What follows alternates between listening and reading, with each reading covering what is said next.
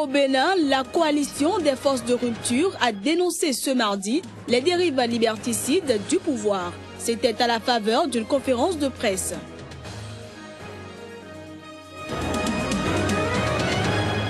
Au Kenya, la campagne d'enregistrement des électeurs pour les élections présidentielles et législatives d'août 2017 a été lancée ce lundi.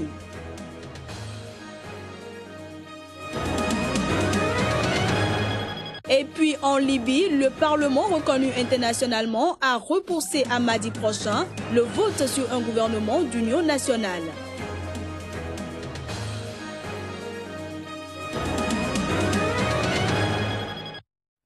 Merci de préférer Sika TV pour vous informer. Mesdames, Messieurs, bonjour et bienvenue. Au Bénin, les candidats de la rupture se sont prononcés sur les événements de Gouagounou et de Parakou et également le processus de production et de distribution des cartes d'électeurs dans le cadre du scrutin du 6 mars 2016. On retiendra au cours de cette rencontre avec la presse que ces hommes et femmes sont contre toute tentative de bâillonnement de la liberté de manifester en cette période électorale. Nous vous proposons un extrait des propos de Mathurin Kofinago, un des membres de cette coalition. Une véritable psychose continue à ce jour de secouer la ville de Parakou du fait du comportement antidémocratique du préfet, dont le singulier excès de zèle dans l'application machinale des instructions reçues de sa hiérarchie ne rend aucun service à notre pays, surtout en cette période très sensible de veille électorale. Puis encore, mesdames et messieurs, de tels agissements du préfet des départements du Borgou et de la Liborie constituent des actes attentatoires aux libertés, à la paix et à l'unité nationale. La politique qu'elle pratique, qui est une politique d'un poids, deux mesures, toujours pratiquée du reste par le gouvernement, et qui fait des citoyens d'un même pays censés bénéficier des mêmes droits, et qui sont traités différemment et sans aucun doute une dérive grave qui menace dangereusement la cohésion et la paix sociale.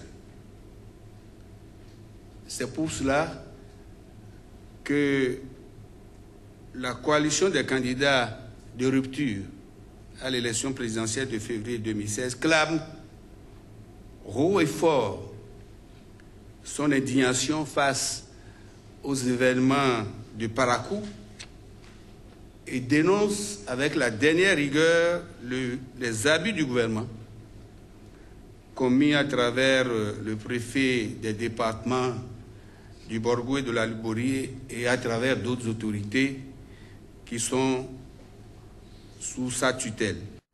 Le candidat Sébastien Adjavon était ce week-end au contact des populations du Septentrion. À Parakou, malgré les interdictions de son meeting par les autorités administratives, l'opérateur économique a pu tenir son meeting. Ceci grâce au soutien du député Rachidi Badamassi.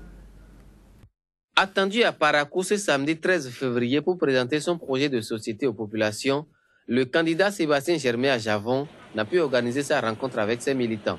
Très tôt, les forces de sécurité ont envahi les lieux, non pas pour sécuriser les populations, mais pour interdire l'accès aux lieux prévus pour abriter les manifestations, alors que les installations étaient toujours en cours. Ce qui n'a pas été du goût des populations qui ont manifesté leur mécontentement dans les rues de la ville, en brûlant des pneus, scandant des slogans hostiles au pouvoir et dénonçant l'arrêté préfectoral qui les prive de toute manifestation politique dans la commune.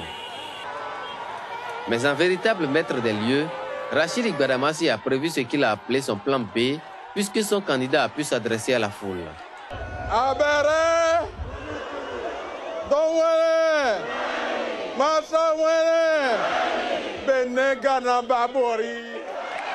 Devant une foule surexcitée et acquise à sa cause, Sébastien Germain Adjavon a présenté les principaux axes de son projet de société tout en remerciant les populations pour leur engagement.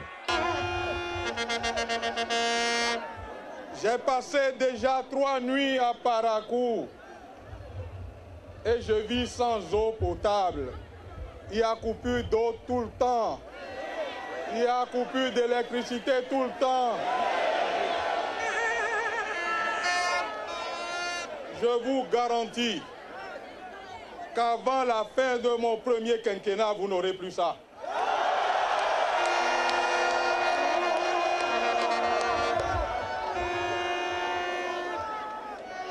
Je vous garantis, nous sommes dans un lieu de savoir ici. Les jeunes, nous allons leur trouver de l'emploi.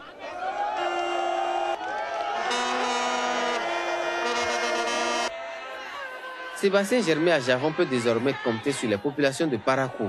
Ces dernières n'entendent pas marchander leur soutien pour le porter à la tête de la magistrature suprême de notre pays.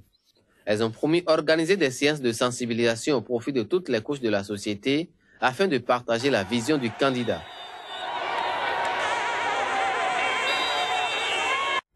Toujours au Bénin, les femmes leaders de l'Alliance RB-PRD-FCBE, aujourd'hui démissionnaires, ont tenu ce lundi une réunion de crise.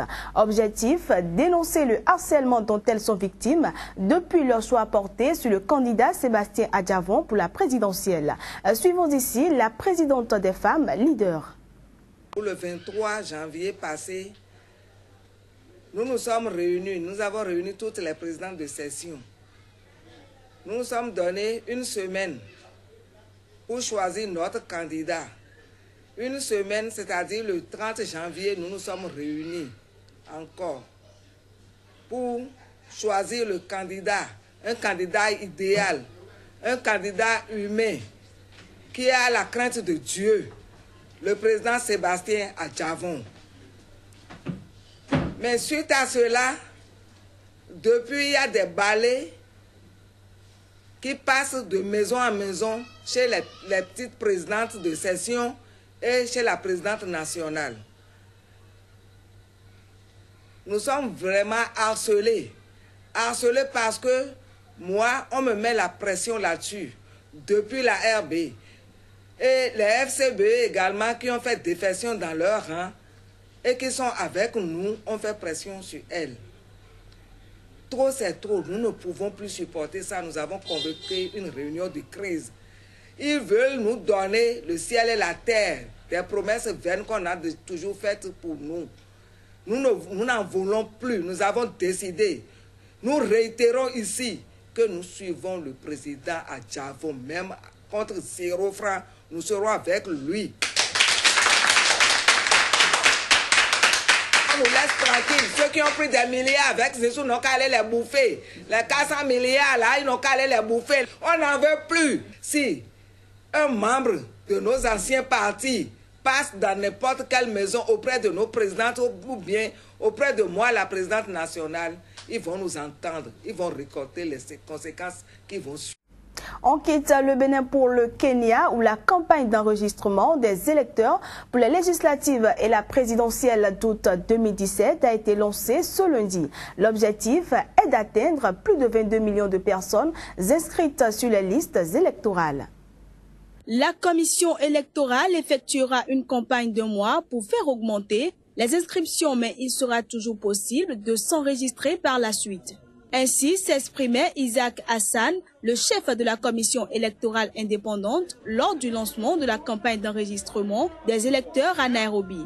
Avec cette campagne, la commission espère atteindre plus de 22 millions de personnes inscrites sur les listes électorales avant le 8 août 2017, date des élections présidentielles et législatives. Today is a launch of a mass voter registration.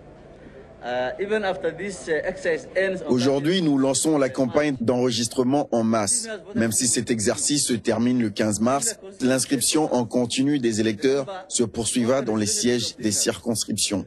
Aujourd'hui, nous essayons simplement d'attirer l'attention pour attirer les électeurs en grand nombre. Après quoi, nous retournerons aux circonscriptions pour l'inscription en continu au niveau constitutionnel. We'll go back to our constituencies and they'll now be doing continuous voter registration at the constituency level. This one is meant for new voters. C'est destiné aux électeurs, ceux qui n'étaient pas enregistrés aux élections générales précédentes, qui n'avaient pas 18 ans ou n'avaient pas de carte d'identité. Nous essayons d'enregistrer 4 millions de Kenyans dans tout le pays. 4 million Kenyans across the country. Aujourd'hui, je suis venu pour m'enregistrer pour pouvoir voter le moment venu. Ainsi, je pourrai voter pour le dirigeant que j'aime et qui me convient le mieux. Nous nous enregistrons en tant qu'électeurs pour voter pour ceux qui nous seront utiles dans nos vies en tant que Kenyans. En mars 2013, le président Uhuru Kenyatta avait gagné les élections avec 800 000 voix d'avance sur son principal rival, le premier ministre sortant Raila Odinga.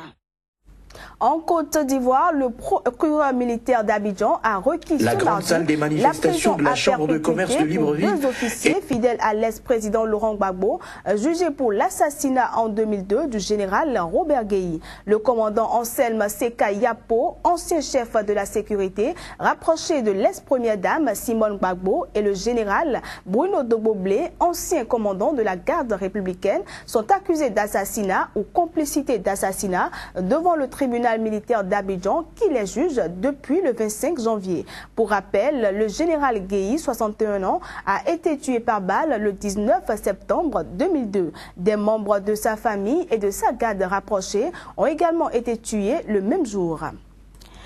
En Libye, le Parlement internationalement reconnu a décidé ce mardi de reporter à mardi prochain le vote sur un gouvernement d'union nationale. Un vote qu'appelle de ses voeux la communauté internationale inquiète de l'expansion djihadiste dans le pays. Reportage.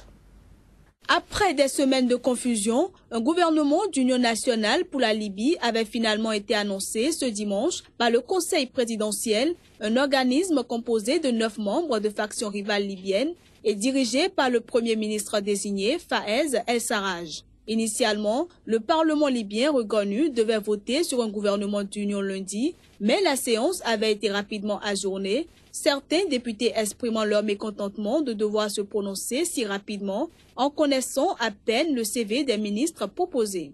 Ainsi donc, le Parlement libyen reconnu internationalement a décidé ce mardi de reporter à mardi prochain le vote sur un gouvernement d'union nationale qu'appelle de ses voeux la communauté internationale inquiète de l'expansion djihadiste en Libye.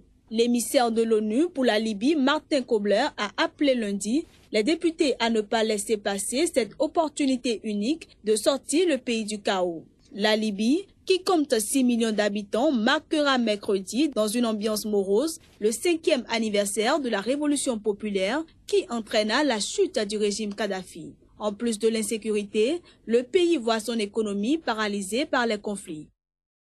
Et voilà, mesdames, messieurs, ce sera tout pour cette édition. Excellente journée à toutes et à tous.